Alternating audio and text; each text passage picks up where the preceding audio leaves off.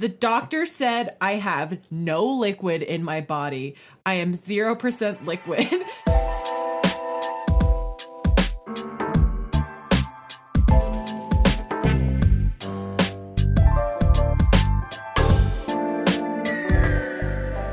Hello, and welcome to Author's Note. Don't listen. My name is Cass. And my name is Tease. And it's our 1 year anniversary today. It's our birthday. We're the birthday boy. How do you know it's our birthday? Was this just the first day we posted an episode? The first day we posted an episode was 8/8. It's Vor Day! Is that why it's called Vor Day? It's Vor Day! Because you ate 8? And 8 looks like a distended belly. Oh. Yeah. And that seems like a bit of a stretch, for lack of a better I know, term. and also eto is there's a word for it in Japanese. Onomatopoeia? It's an onomatopoeia, but there's a specific Japanese word that's like supposed to be relation to like the sound, like doki doki is the same idea. But it's Vor Day. Wow. Wow, our birthday is Vor Day. Oh. I'm so sorry, everybody. I don't like this. I'm so sorry. I think we have to end the podcast. It was a good year, guys. I think we were talking about this yesterday. It does not feel like it's been a year. But it also feels like it's been much longer than a year. Yeah. Yeah. Yeah. I think we're going to probably take our time before getting into the episode proper. We're talking about Pacific Rim later in the episode, but we also just wanted to take some time to talk about the experience of this podcast and what it's been like. It's been a weird year. I don't think anyone would disagree with that sentiment. It's Vor Day. It's Vor Day. I'm sorry I ruined this for you. I don't know why, but this one's your fault. Well, we started working on this podcast before we released the first episode. That is true. We're not going to escape from this one. We're not going to escape from this one. This is true. And I know also our account's birthday is like August 1st or something like that, or sometime in July, because I know we recorded 3 episodes before our first post. When we thought that we actually would plan it. Yeah, now we just fly by the seat of our pants. Literally, quite literally. You know how to fly? No. But you said literally. In the sense of the figure. You lied to me. I lied to you, I'm sorry. Anyway, this is a very bad bit. No, I enjoy this bit. Thanks. I'm enjoying living in it. I'm enjoying being present in it. You enjoy making me suffer personally. I do. That's the whole point of this podcast. It really is. We make each other suffer. But anyway, Cass, I'm so thankful you asked me to make this podcast. I'm so thankful that you said yes. Wow. Thank you. I'm so thankful I know you and I met you. Wow. Wow. Wow. And I'm so thankful for you, listener. Yeah. Whoever you are out there, you're a part of this too. Yeah. And we wouldn't be if not for you. Because existence is only determined by one's perception. Seriously, though. Maybe.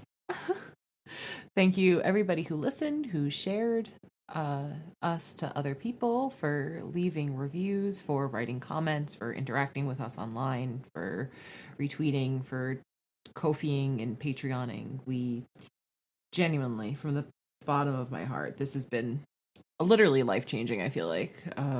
Us and our dumb little podcast. This dumb little podcast has brought me so much joy, has made me so much more calmer online. I know, which is funny.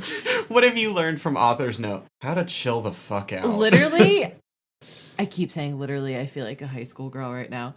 It's, yes, yeah. Literally, my life. Literally, my life. life has been changed forever. But yes, thank you everybody for joining us, and I am so excited to see where we'll go within the next year.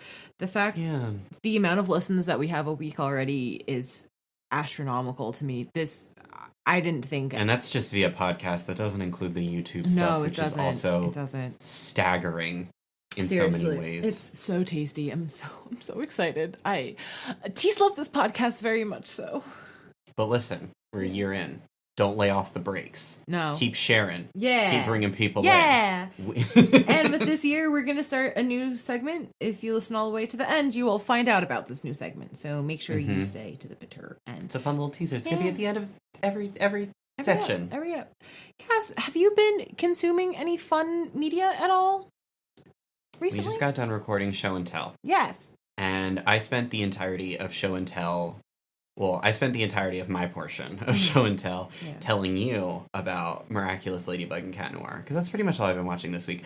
But I did watch, if you want a sneak peek into the, I don't want to call it guilty pleasure content, because it's not that. I am just, there's certain reality TV shows that grip me, and I become fascinated by the people, and I become really fascinated by the way in which those people are presented.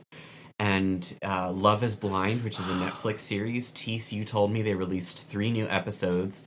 And I watched Love is Blind with my roommate, Monica, and we collectively lost it the entire time we watched it. Such a mess. And there was something really heartbreaking and also upsetting in watching the new episodes and, you know, seeing how much a villain edit affects a person who... You know, you then see these new people and you're like, they're more deserving of the villain edit. And I'm continually fascinated by our relationship with reality TV and how we think about people that we've never even met before. Amen. So I watched those. And Damien, Giannina, please be with literally anybody else. Why are these 2 beautiful women fighting over a man who looks like a stock photo? Why? I don't say that in a negative way. I just say that in a I don't get it kind of way. Tease, what about you? I watched Freaky for the first time, which is a horror comedy movie. I watched 2 out of those 3 episodes of the Love is Blind special. And today, I played Raccoon Tycoon. Tell me all about Raccoon Tycoon. Raccoon Tycoon is you are a person who buys up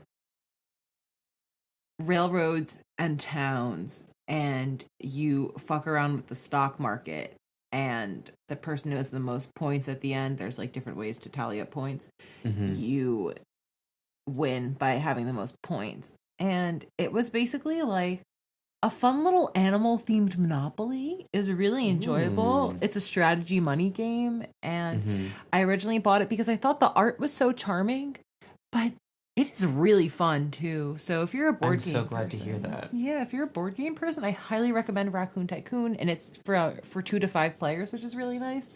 So you could play with your roommate or your partner, but you could also play with your friends, which is fun because I know a lot of these like adult tabletop board games are like 3 and up, and sometimes there's only 2 of us, and sometimes there's 3 of us. So I had a blast playing Raccoon Tycoon today. So that's what I'm bringing to Media Corner today. Today, our topic was chosen for us by our patrons. They picked it out last month for us via the patron poll.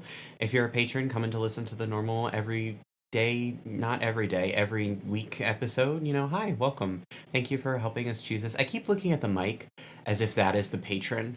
Thank you. Thank you, microphone. Thank you for your contributions, for capturing my voice so that I might, like a parasite, infect the brains of There's a lot of vor in Miraculous. Anyway. So our patrons chose the little option of Pacific Rim AUs and why everybody loves them. And I'm gonna be honest with you. There's not a ton of meat on this bone. We thought there would be more. I think we both naturally fall in and out of reading fan fiction. At least I know I do, where I'll go through spurts of reading it, and then, you know, I'll read original stuff, and then I'll come back and I'll read fan fiction. Yeah. And I'm in a zone right now where I am reading fan fiction more than original fiction, but none of it is a Pacific Rim AU. So I'm sorry, I failed you. But you know, we're gonna talk a little bit about Pacific Rim, its effects on fandom, because it did have quite a few, and you know, maybe talk a little bit more about what this show has been like in the past year, and just, you know, at the end we're gonna talk to you in our fun new segment. But stick around for that. So. Before we do start talking about Pacific Rim, I think it's important that, you know, we acknowledge that this movie does feature a mech that is named for an aircraft engine, but the name of that aircraft is phonetically identical to a Romani slur. So for this episode, we're going to be referring to that mech exclusively as G Danger or Danger. Would encourage you to do the same if you are commenting and such. We always want to be considerate of other people and how those words can be hurtful, especially if you just take them out of context. I know that there are some people who aren't bothered by the name of this, but there are enough people who are bothered by it that, we should be considerate of them. Yeah. Pacific Rim, if you're not familiar, is a 2013 film that was directed by Guillermo del Toro, and it was written by del Toro and Travis Beacham. If you were unfamiliar, Guillermo del Toro is mine and Tisa's father. So he's my dad. Thank you for this creation, Mr. del Toro. I know we've told you, don't have parasocial relationships. This isn't a parasocial relationship. He is my dad. This is a blood bond. He's our father. When your real dad dies, you get to pick your own dad. But also, if your dad doesn't remember what year you were born, you get to pick your new dad. And Guillermo del Toro is my dad for both of those reasons. There's no qualifiers. You can just pick your own dad. Guillermo del Toro is mine. You can choose your own dad. You can be your own dad. I'll be your dad if you need. Dad. Just hit me up. Talk to me about it. Yeah, me too. We'll be your two gay dads. We'll be your gay dads. Tisa and I will get married to support you as our child. That's our new publicity stunt. Cass and I get married. Get us to a $10,000 a month Patreon goal, and Tisa and I will get for married. $8,000 a month, you will buy our silence. For $10,000 a month, you will get us married. Pacific Rim stars Charlie Hunnam, Idris Elba, Rinko Kikuchi, and more. But Tis, could you explain to us the incredible plot of Pacific Rim? So, in the future, there's these big-ass monsters coming up out of the Pacific Ocean. Americans, people of the Earth, people who are touching the Pacific Ocean was like, what the fuck is going on? So it took like 5 days for them to kill the first one with like regular bullets and tanks and stuff like that. So the world bands together and makes a giant mech collection, and all of the countries that face the Pacific have their own giant mech robots. And at one point you could also make your own fan robots on the Pacific Rim website, which is where Robopope, the robot pope, comes from. For Vatican City. From the Vatican City. Can you imagine? I would lose my shit. I hope. So when you go to the Vatican, you could actually get stuff blessed, quote unquote, by the Pope. I would hope in that timeline you could get stuff blessed by the Robopope as well. I would really hope so. My question is the Robopope piloted by the Pope? God. The Pope? No, not God, the Pope. They're two different entities, Tease. But the Pope needs a drift compatible partner. Who would be? God, Jesus, and the Holy Spirit. Amen, baby. Anyway. Four pilots rolling out together. Anyway, so the mech fighters all fight against the beings coming out of the Pacific Ocean, and at the beginning of the movie, the program for all the mechs gets shut down, and there's basically a final last stand of people who work in the mech industry, I guess you can call it, all working together to be Earth's last hope, because a very big wall that was built did not hold up.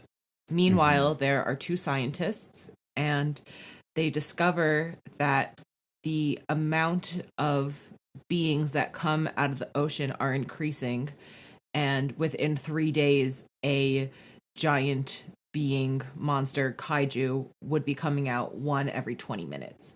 So it is now a race through time, essentially, to figure out how to stop these kaiju that end up being aliens. And it is about the last handful, who are Danger, which is the quote-unquote American team, the Australian team. There is a very stoic Russian couple that are kind of old school. Their Gen 1 mech still stands strong. Cherno Alpha, which is my personal favorite of all of the designs. And then there's Crimson Typhoon, which is 3 triplet brothers from China. Charlie Day plays a scientist, and he yells at Ron Perlman, who is a sketchy black market seller. That's where there's like the rat scientist episode of It's Always Sunny comes into play, because Bern Gorman and Charlie Day became friends on set. And the ending is obviously like they save the world, how that it would not be a kaiju movie without the world being saved to some degree. Yeah. It's charming, it's fun, a really strong emphasis on friendship and not a romantic relationship, which I really appreciate. And all the characters are really fun. And the world building, if you're really big into world building, I honestly think it's comparable. Impeccable. It's fantastic. It's comparable to Fifth Element's world building, if you've seen Fifth Element. So that's my botched summary of the movie.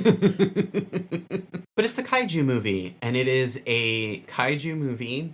And Guillermo del Toro refused funding from the United States Pentagon. Yeah, which I just want to take a moment to talk about the importance of this. This is probably a topic we're going to explore within the next few weeks. But the United States Pentagon frequently funds movies, video games, and even music videos.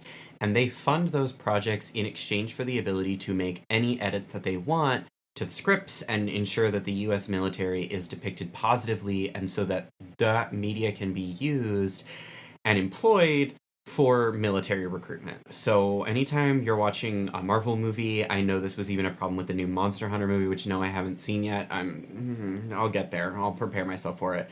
But all of these movies come out, and they need to make sure that the United States military is presented in like the most positive, heroic light, so they can turn around and use it to say, don't you want to be, like the Avengers? Don't you even want to be like X and X? It is staggering the amount of ads I have gotten lately for the US military that look like game advertisements. It's disgusting. That ain't gonna work on me, bud. But we're willing to mention it here because it further gives credence to our love for Pacific Rim, that this movie said, no, fuck that. Guillermo del Toro actively worked in Pacific Rim to eschew military aesthetics and chose instead to rank officials throughout the world of Pacific Rim with Western-inspired titles, like Marshal, instead of using, like soldier, recruit, captain, that kind of deal. Pacific Rim is a story about accepting, opening up about, and healing from trauma and not doing it alone. Because in the world of Pacific Rim, you cannot do anything alone. If you do something alone, you can and likely will die. So, in the world of Pacific Rim, there is this idea of drift compatibility. And if you've never seen Pacific Rim, let me break that down for you a little bit. Drift compatibility is likely inspired by combination attacks and the fusion dances like those from Dragon Ball Z. And in the world of Pacific Rim, being drift compatible means that individuals can enter into the drift together, which is a mind meld, and they work in perfect tandem then to pilot a Jaeger. A single person piloting a Jaeger is unable to bear the mental load and will over time take greater and greater neurological and physical damage from it. Drift compatibility is showcased between siblings, parents and their children, friends, and romantic couples. And I do think it's also worth noting that those parent and child relationships are not exclusively biological relationships either, which is another thing I really appreciate in this narrative. Entering into the drift with someone or something, in the case of this movie, shares all of your memories, your thoughts, your experiences that you have ever had with the individuals you're entering into the drift with in an instant. It is this immediate sense of intimacy where another person suddenly becomes privy to every aspect of your life in the snap of a finger. They live your entire life. Through your eyes, see everything you have ever experienced in just, the blink of an eye. The key, I think, with drift compatibility as it's presented is that it's an indicator of perfect chemistry, but not a statement or hard line on what that chemistry is or what it will lead to. So it both tells the audience how compatible these individuals could be as a joined force, But those individuals still have to work at their relationship, learn one another, and they still define and create the limits of their own relationship. So, in the relationship between Chuck and his father in this movie, we see two individuals who are drift compatible, but they are persistently at odds with one another outside of the drift. They're bickering, they're fighting with each other, they don't agree on anything. One's very old school, one's very like devil may care, reckless, self entitled, arrogant kind of deal, and constantly trying to prove himself. And so, I think you get this really amazing idea of how one individual can understand everything a person is thinking and feeling and why they are acting the way they are, but the moment they're removed from that context, they're back in their own head and they forget that, and they forget how to communicate with this person, and they just become not right for each other.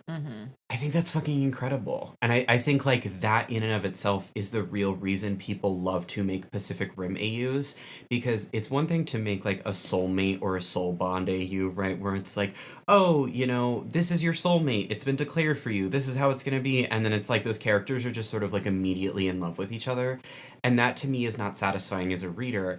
But when you have the pretext of drift compatibility, you say these characters have real potential, but it's not an automatic thing.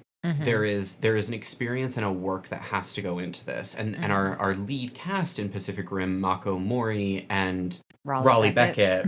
Yeah, Raleigh Beckett. I forgot for a moment. I was like, Charlie Hunnam. Who is Charlie Hunnam? Raleigh Beckett. Raleigh Beckett. Mako Mori and Raleigh Beckett come from such different paths of life, and like the choreographing of their fight scene can lend itself either to people reading immediate sexual tension between them, or into people seeing two individuals who are desperately trying to prove themselves against the other and find somebody to work with them when they believe no one can. It's beautiful. Drift compatibility is also a test of boundaries, and one of the best portrayed ways I've ever seen. It's about respecting each other as well. And I feel like there's a very big difference with drift compatibility, because you have to learn how this person works. You have to, you physically and emotionally and mentally need to learn how to read this person. It's not just like, oh, we're soulmates, surprise, perfect. Like, of course we automatically stay in sync and we understand each other. It's a partnership, and it's a meet me halfway partnership, which is so much more satisfying than, oh, suddenly soulmate. It's about growing together and giving and pushing back and forth. It's two halves are whole, but you have to physically click the pieces together to get the full image, you know? Love it. Well, and there's Love really it. aggressive stakes at play, too, Yes, right? You're piloting yes. a giant robot together that has the potential to destroy both of you, but also destroy civilian life. And it's like, if you can't get it together, you're going to do far more hurt than you are any good. And I think, you know, your statement about boundaries is perfect, because it's like, yeah, suddenly you know everything about this person, but that doesn't mean it's okay for you to either, one, shove it in their face, or two, force them to talk about it. Because there is like, you enter into the drift and there's an unspoken agreement that, yes, you're going to know every part of me, but that doesn't mean you get access to every part of me. Yes. And that doesn't mean you're entitled to every part of me. Yes. And two, that drift compatibility is not limited and boxed in by ideas of romanticism or sexual love or attraction. And I think the thing everybody really loved at the end of Pacific Rim is that Raleigh and Mako don't kiss. They just rest their foreheads against one another, which you could read in the audience as either a platonic showing of intense trust and friendship, or you can read it as this very calm, gentle, romantic love. And there's beauty in both of those things, and I think that's a really great example of satisfying open-endedness in a book. Yeah, there's a quote from Lillian Min for Hello Giggles. Tease, could you read that for us? Of course I can. Lillian Min says, it's basically the core of defining mutual understanding. Do you understand where I'm coming from? Even if you don't know the details, are you open to the things I carry with me, and will you temper them and help me work through them? That's something that's not necessarily guaranteed with family or friends or loved ones, but if it's there, then you can do and say and think everything and anything with and toward each other. It's the power that allows you to transcend the bad stuff you both bring to the table and also forge a relationship that's inherently more powerful in its togetherness than in its separated forms. Drift compatibility is probably the best expression of that sentiment. Even the word drift implies an almost passivity in how the connection happens. That is such a good analysis. Holy shit. Mm-hmm. Oh, we love to see It's a wonderful article. It's Lillian Min sitting down with another journalist to talk about this and why they love drift compatibility so many years later. Wow, and I mean, cute. Pacific Rim AUs sort of blew up after the movie came out, and people got kind of frustrated on AO3 because they were trying to find Pacific Rim fan content, and instead we're getting bombarded by Pacific Rim AUs for other shows and That's television why you gotta and things like that. Press the Use your off. filters. Yeah, use your filters, babies. There's a no crossovers button. I fucking love it. Yeah.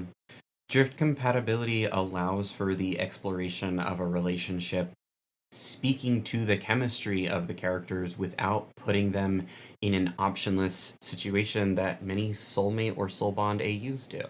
I think that's why people really love drift compatibility so much. I think there's also a lot with the characters themselves that are really excellent to explore when it comes to drift compatibility. Like, for instance, obviously we focus mostly on Raleigh and Mako together in the movie, but there's legitimate pairings, there's siblings, there's fathers and sons, there's even, not to give spoilers if you haven't seen this movie that's 8 years old, but for instance, the two scientists actually drift with a kaiju. There's the ability that there are opportunities for you to explore relationships that already have some build up already to them, which is so nice because it's like one less thing you have to design and world build. There is, though, one thing I wish that was also included in Pacific Rim, and I was really hoping when the sequel came out they would do it in the sequel, but that sequel was bad and I'm not going to talk about that. John Boyega deserves better. He really did. In general, support John Boyega at this point, especially now because he's getting blacklisted because he was speaking out during the Black Lives Matter. He does have a movie coming out though that looks really good. Good. I'm going to support it. Fuck yeah, let's go, boys. But I am disappointed that there was no, similar to like how Japan has like all these mascots for towns and stuff like that and companies. I wish there was like a kaiju mascot shot at some point shown around throughout the movie.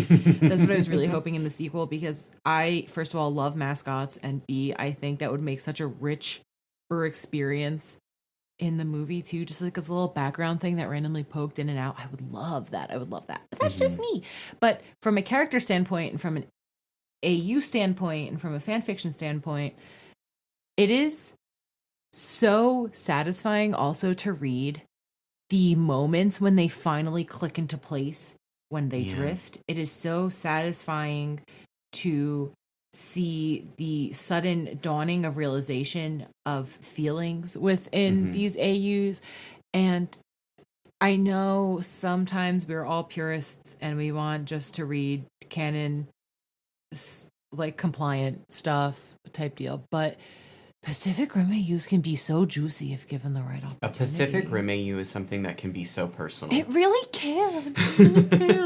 The novelization of Pacific Rim is not good. I don't recommend reading it. But there's a scene in it in which Mako and Raleigh listen to music together as they experience these sort of aftershocks of the drift and their drift compatibility. And that idea in and of itself of music is a very emotional thing for most everyone. And so you're feeling everything that comes with that song, but then you're also feeling it amplified and played back to you through another human being and the echo of their own experiences. And what a beautiful idea. What a gorgeous concept. Absolutely impeccable. Did you do anything on the cartoon series? I know that recently came out. I did not do anything on the cartoon series. My only external knowledge with Pacific Rim is that there is a comic series, which I've heard is quite good. I know Travis Beacham, who's the original writer, has a Tumblr that is full of lore he has talked about of other pilots and their stories. And I do know that the toy line for Pacific Rim is absolutely incredible. I think I have Cherno Alpha and I have Channel Danger, Alpha. and I'm pretty sure I have Crimson Typhoon as well. But they're like they're NECA toys, and they're incredibly well made, super high quality, wonderful. It was the Really last time well. I went into a Toys R Us before they were gone forever. Yep. Yeah. Rest But in there's peace, also Jeffrey. apparently it's coming back, but whatever. Uh there's also the Netflix cartoon. That's what I was asking about in Oh particular. yeah, Yeah, there is. I only watched half of the first episode, so I don't know how good it is. It kind of vaguely reminded me of the reboot of Thundercats in some ways. Not wait, which Thundercats, reboot of Thundercats? not Thundercats Roar, but the The one 2012 before it. Thundercats. Yeah, Yeah, the yeah. good one. Which I was very into at one point. Mm-hmm. But yeah, I haven't. If anybody's watched the Netflix Pacific Rim show, tell us how it is. Tell us if there's any fun drift compatibility stuff that we didn't know about. I miss exploring the world of Pacific Rim. Maybe I should go back to it. I think it's time, Tease, that we took a walk over to the comment section. Yeah. We're still a little up in the air on names for this, so if you Yeah. have an idea, please let us know. But for right now, it's called the comment section, where we every week we get these really incredible takes and opinions from people, and Mm-hmm. we just want to talk to them a little bit. Yeah. You guys have such incredible stuff to say, and we want to acknowledge it. And we have a policy of not responding to YouTube comments, but here's how we get you. You come listen to the episode of the podcast, and maybe we'll respond to you. Yeah. So last week we talked about Mass Effect and the, really explosive interaction that happened between the fans and the developers, and what that has sort of resulted in culturally for us. And we had some people who reached out to us, whether that be in the comment section or emails, to talk with us about it. Let's start with Unstoppable Heart.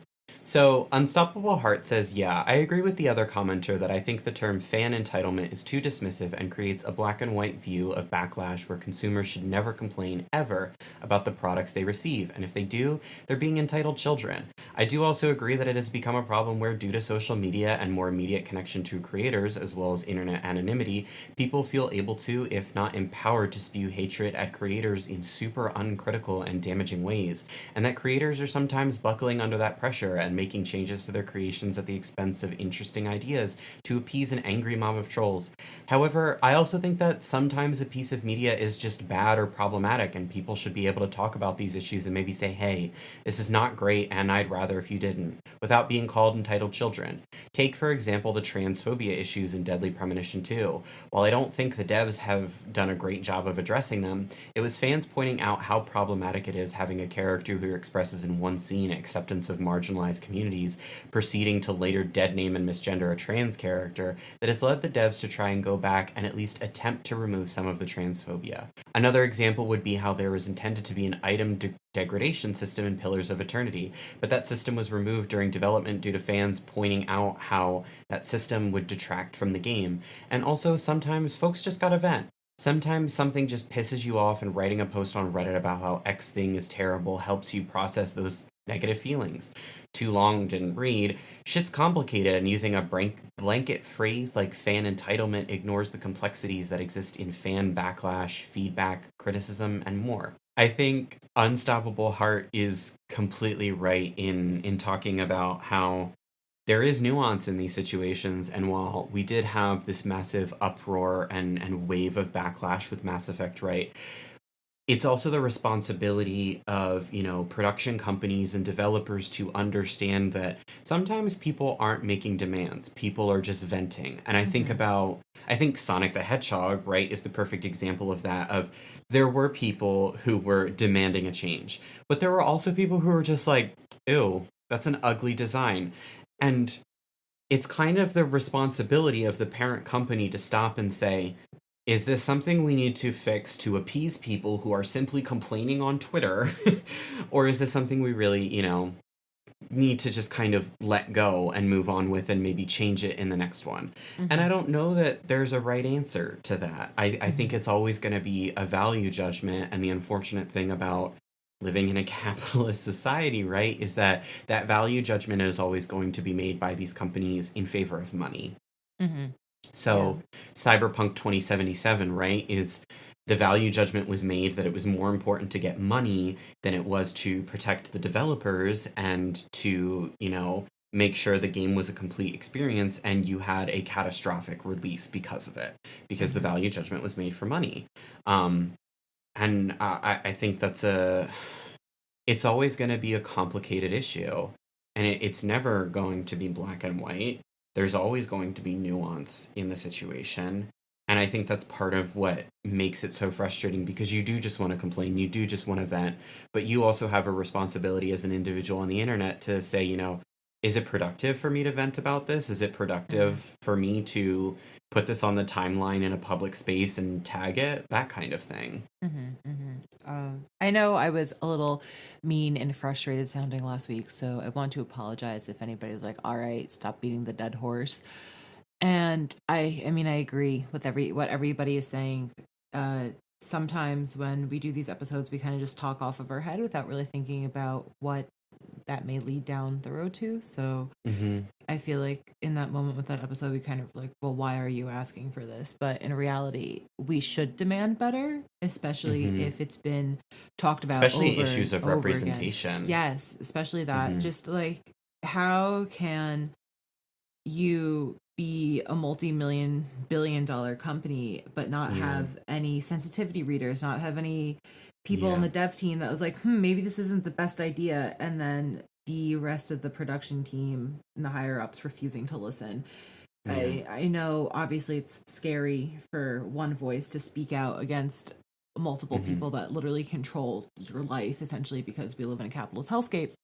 So I know it's frustrating for us as fans and viewers to see these things get made, and we know this isn't right, and it's frustrating as well, I feel like, to have defenders for a company as well, because it's like, why do these random strangers online feel the need to comment and reply to you being like, oh, well, just don't buy the game, or oh, well, this isn't upsetting to me? And it's like, well, first of all, who are you? Second of all, this company is never going to give a shit about you because you were just one voice in millions.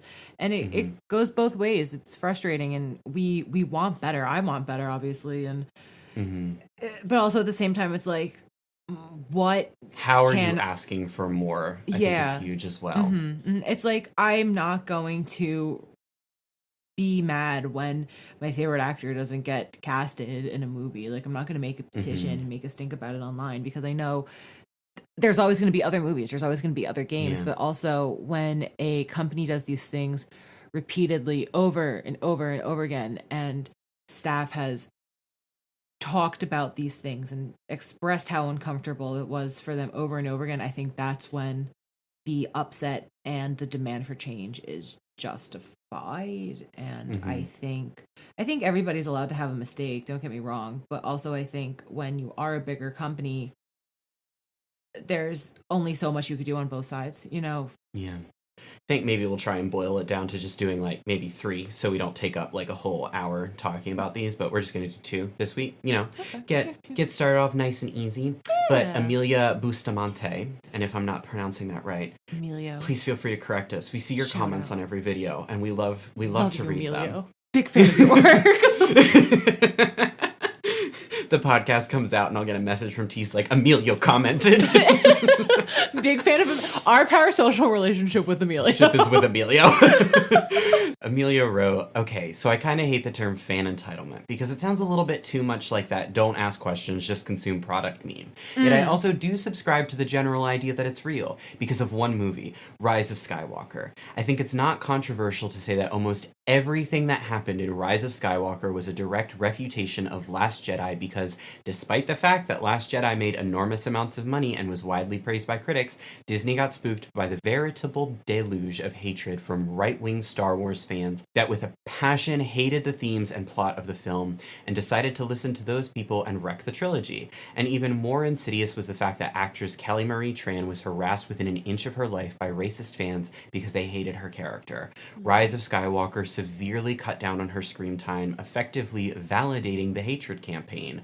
Another instance that I can think of where creators listening to fans made for a worse product was the well-known phenomenon of the show Supernatural, continuously introducing new women characters and then killing them off after fans reacted viciously at the idea that they would be paired off with one of the brothers.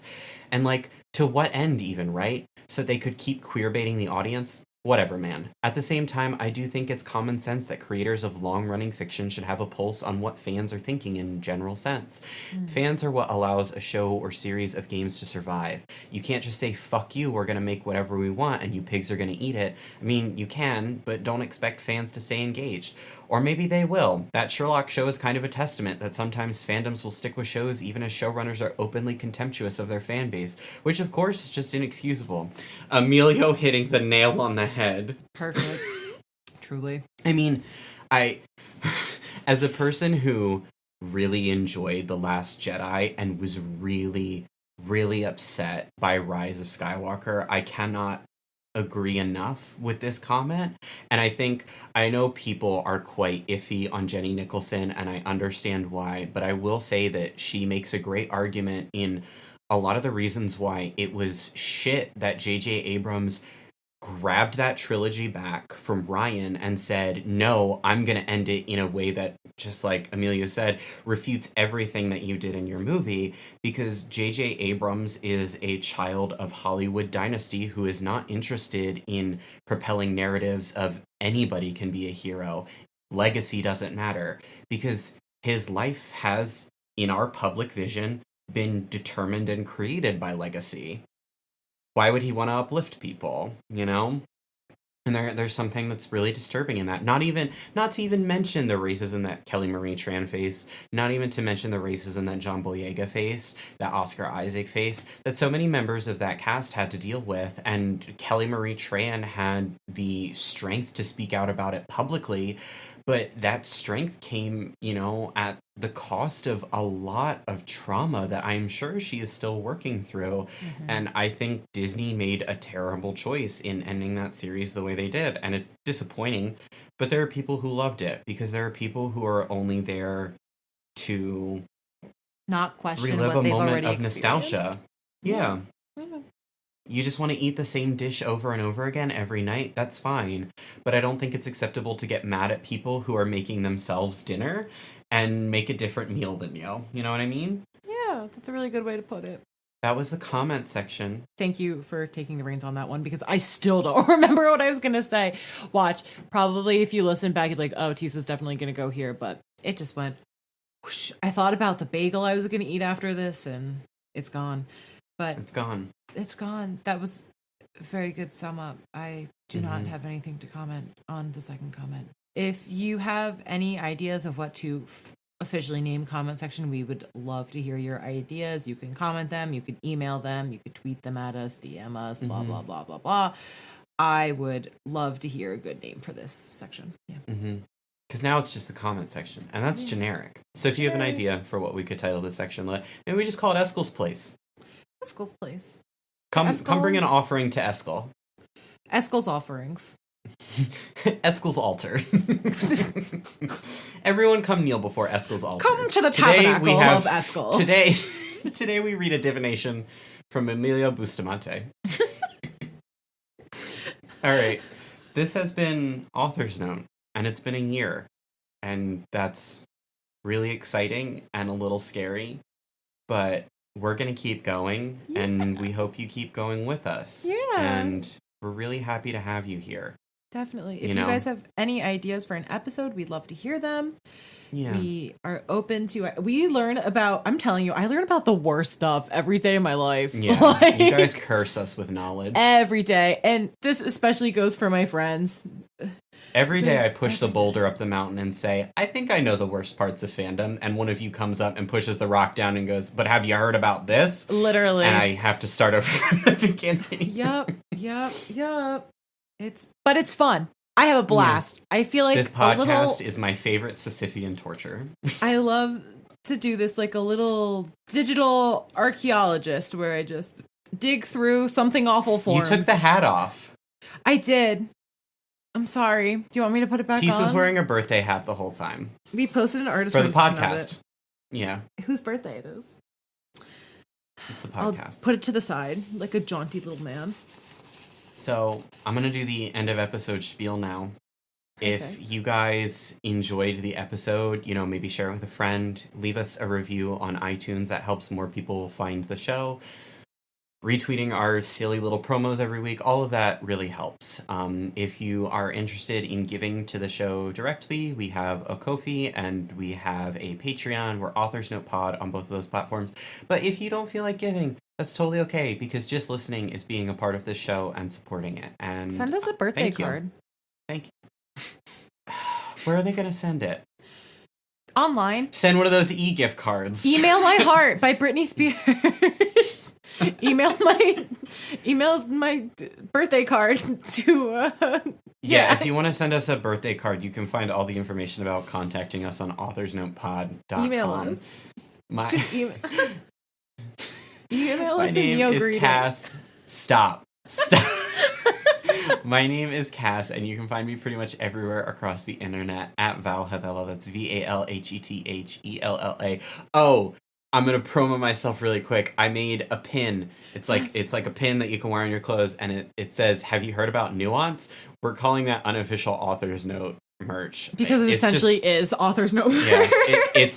I pitched it to Tease, but Tease was like, maybe not. So it's in my Etsy shop. You can find a link to that on my Twitter, or just go on Etsy and search Valhethella. That's VALHETHELLA. Tease, where can people find you? You can. I just choked on my own spit. Okay, you can clear out Tease's esophagus at Vicunyad on Twitter, VICUNAD. You could also find me at The Fresh Podcast Market, a real podcast about fake podcasts. And for now, that's all you can find me. If you want me to be your funny little jester and join you on some project, by all means, give me a DM or something. If you want me to make this list longer, I'd love to work with you, I guess. Yeah, if you're interested in having us legally become your fathers, let us know. Yeah. Again, if we get to 10,000 on Patreon, we will legally get married. We will figure that out. I'm not kidding. We will make fake adoption papers so we could adopt all of you. We'll be like a 1960s fan club, but instead it'll just be just two dads and their rambunctious little kids.